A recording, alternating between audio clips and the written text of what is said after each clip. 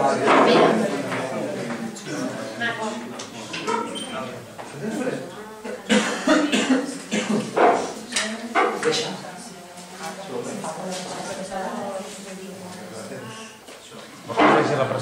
vols, que es vegi la pantalla, bàsicament, o ells? No, les dues coses.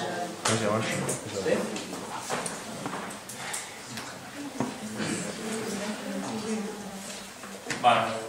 Doncs res, bon vespre a tots i benvinguts a aquesta primera sessió dels dijous de l'AMC. El primer convidat que tenim aquesta temporada, per dir-ho així, és en Jordi Graells. Tots teniu el seu currículum, així que no caldrà llegir-lo gaire. Només dir que és el responsable de continguts d'innovació a la Direcció General d'Atenció Ciutadana i Difusió del Departament de Presidència de la Generalitat de Catalunya, i avui ve a parlar-nos d'un tema que és el govern obert. Potser molts de vosaltres desconeixeu una mica de què tracta això. Jo tampoc us vull avançar res, en tot cas deixem que sigui ell qui ens ho expliqui, com vulgui. Gràcies, David.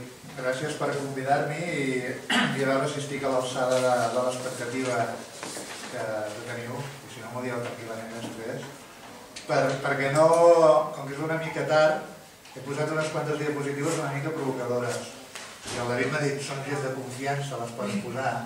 Per tant, la introducció, cap dels que estem aquí, evidentment, no ens hi hem de sentir identificats, però he volgut plantejar una miqueta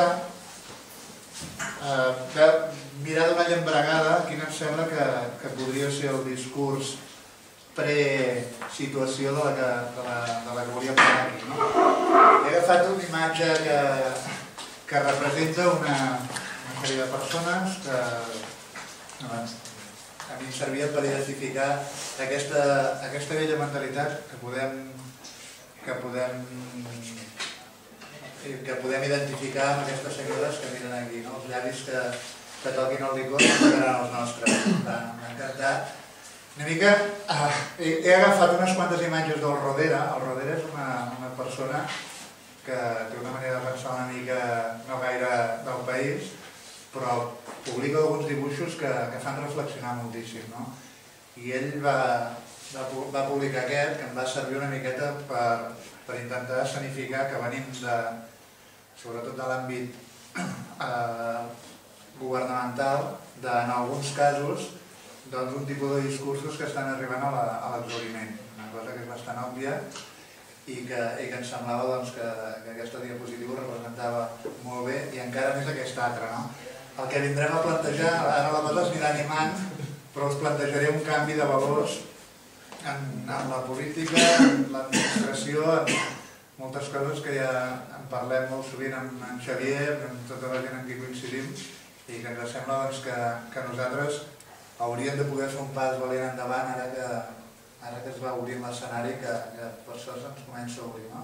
I aquest sistema de valors, una mica aquesta persona que gairebé respon a ell mateix, li estan dient que algú ha dit que ha rectificat la posició i ell diu, doncs això deu ser perquè nosaltres l'hem apretat de tal manera que ha acabat canviant la seva posició.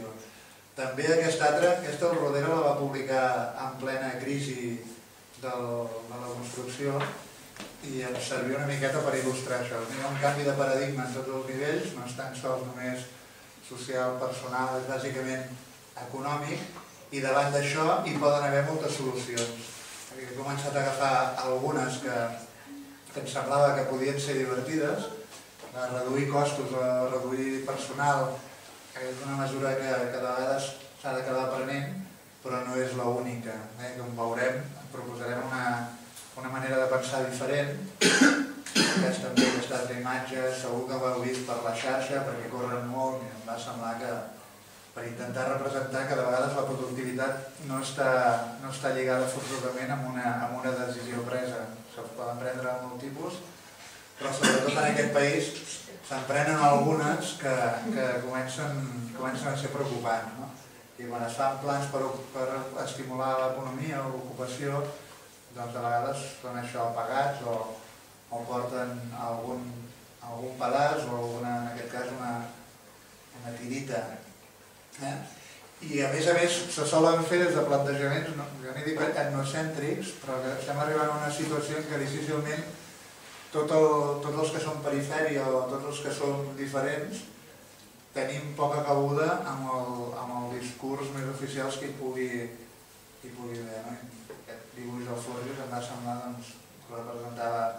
És una introducció una mica sui generis, perquè a mi de fet on m'interessava començar a entrar era que davant de totes aquestes situacions, a l'altra banda hi ha una ciutadania que es comença a organitzar, que planteja situacions independentment de què ens pot semblar aquest tipus de reaccions, però comença a sorgir plantejaments molt imaginatius.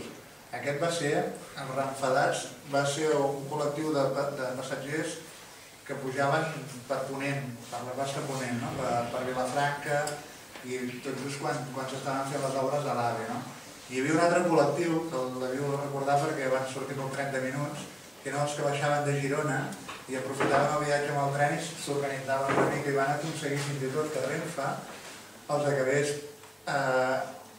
acabés estipulant un descompte sobre el viatge que feien cada dia, perquè hi havia uns retards considerables, etc. Amb això només volia apuntar que hi ha una ciutadania que és imaginativa, és mordaç, són crítiques que poden fer a qualsevol persona, però ja es juga amb un nivell d'agudesa i de visió molt gran, i que sovint, anem arribant on volia arribar, invoquen de manera com si fos l'única solució, que no l'és, n'hi ha moltes, invoquen la transparència com la principal solució als possibles dèficits democràtics que puguin tenir les societats actualment.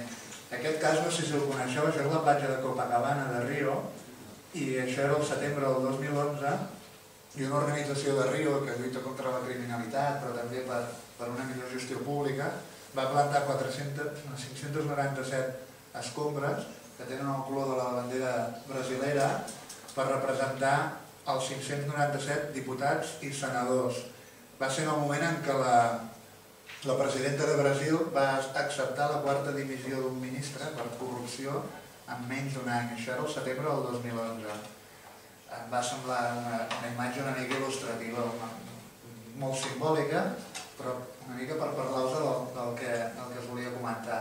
De vegades, aquí, ara tens l'Oriol i l'altre company que hi havia de Sabadell, aquesta imatge és de Sabadell, suposo que ho reconeixeu, i això ho va publicar, devia ser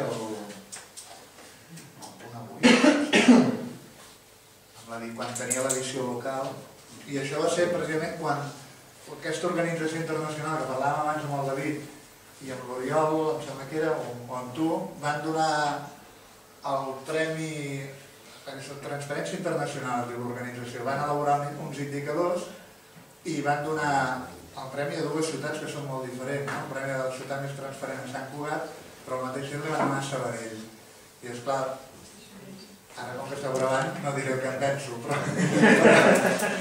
però és curiós perquè al final em recordava una mica, no sé si havíeu vist, abans hi havia el suplement amb el diari El País que parlava de tecnologia i cada tardor feien un concurs al Ciberpaís sobre el nivell d'internetització de les organitzacions.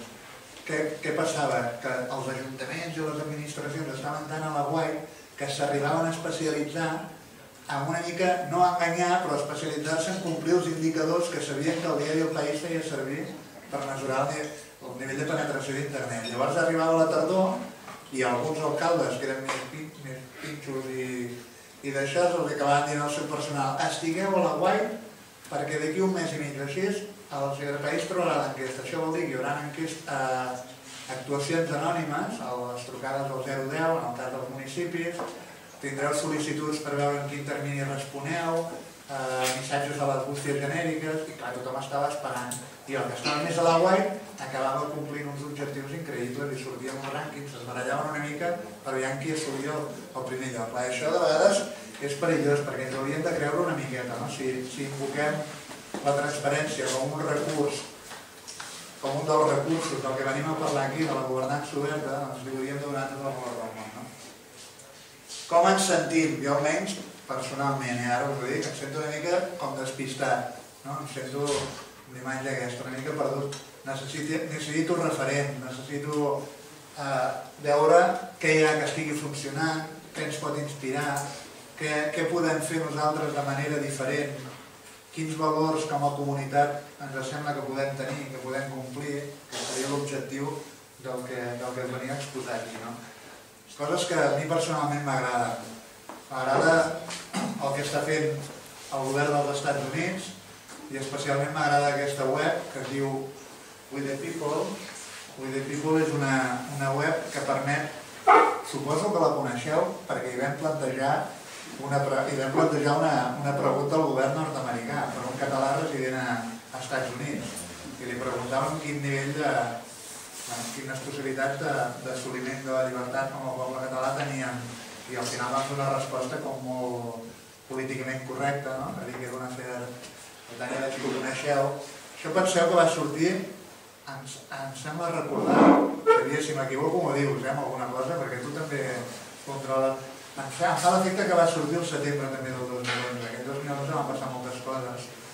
I al principi hi havia dos llindars de dues xifres diferents. Si assolies en un període de temps determinat, no sé si era un mes, doncs 300 adhesions, això et permetia passar a formar part del cercador de la pàgina web whitehouse.gov. Per tant, aquests continguts que tu proposaves com a ciutadà passaven a dins dels continguts de la pàgina oficial de l'administració nord-americana. Però si més a més assolia 5.000 adhesions, el govern nord-americà et responia obligatòriament i t'ho responia argumentant-ho. L'èxit va ser tan gran, també va molt amb la cultura nord-americana, però tampoc som tan diferents, va ser tan gran que a l'octubre del mateix any el que vam fer va ser canviar el llindar d'aquestes xifres. I no sé si l'altre era 300, va passar a 600, i aquests 5.000 adhesions que necessitaves de les teves causes van passar a ser 25.000. Aquesta sí que me'n recordo perquè...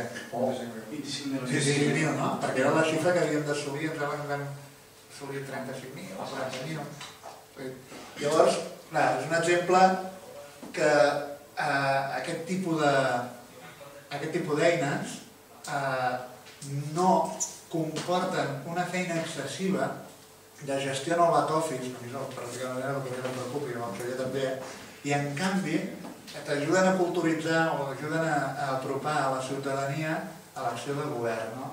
I aquí ja comencem a veure que això és clarament una política d'acció de governança oberta. Irekia, que ara el nou govern basc continuarà amb el portal i amb que s'havien treballat en les altres legislatures, segurament li donarà un altre caire, però Irekia, sabeu que és el portal de governança oberta del govern basc. A mi m'agrada especialment la manera com tenen d'exposar algunes coses. Es poden formular preguntes, però aquesta m'agrada especialment, entre altres coses perquè estava tot dit buscant quants de recursos tenia el govern basc i com els podíem mostrar. Aquí serà la principal diferència, però més enllà també d'aquesta petita broma, era interessant perquè ells explicaven els pressupostos del govern basc en 3 blocs. I deien, perdó, és el de dalt. Les polítiques pressupostàries, per tant, el que hi ha previst i el que s'acaba executant, i això és un gràfic dinàmic en què aquí sota hi ha un cursor que conforme el vas movent, les quantitats i les magnituds van canviant. És el que dèiem abans, David, que el tema de la visualització de les dades crec que serà una de les coses més importants. Com fem fàcils entendre amb una llambregada unes dades que són complexes, si no ets economista, si no ets politòleg. I a més hi ha un segon apartat que et diu el que tu aportes com a ciutadà, i si et diu si tens una renda entre 18.000 euros, no sé què, tal, tu estàs aportant al conjunt dels impostos del teu país, tot això, i a més, què significa això? Què significa que tu estiguis pagant a l'Estat un conjunt d'impostos i que es dediquen a diferents partides? Clar, això és molt important, molt.